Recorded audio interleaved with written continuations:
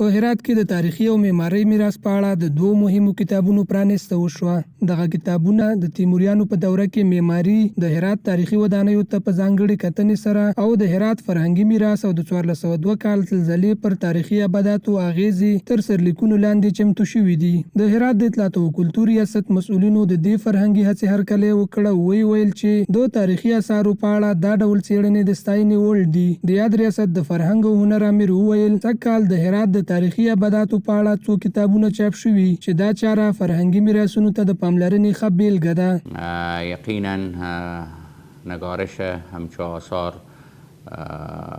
میتوانم ممد واقع بشه برای حفاظت بیشتر و مراقبت جدی از آباده های تاریخی و میراث های فرهنگی این ولا.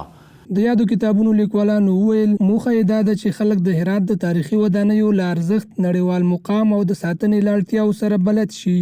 د کتاب د لیکوال په وینا هڅه شوې چې لوستونکي د دې اثارو له رول او مقام سره لا بلد شي.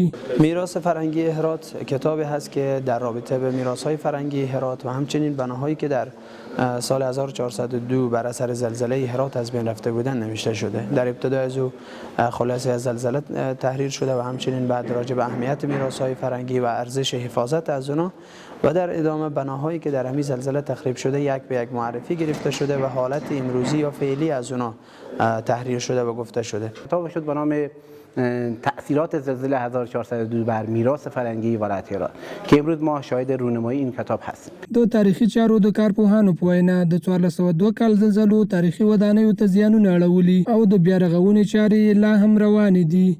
برنامه رونمایی دو کتاب هست که یک بخش معماری هست و یک هم بخشی که زلزله سال 1402 چی صدمات به آباده های تاریخی وارد کرده که عمدتاً این ابنیای تاریخی از زمان تیموریان هست. فرهنګیان باور لري چې دا کتابونه به د هرات د فرهنګي میراث د پوهاوي او ساتنې په برخه کې مهم رول ولوبوي.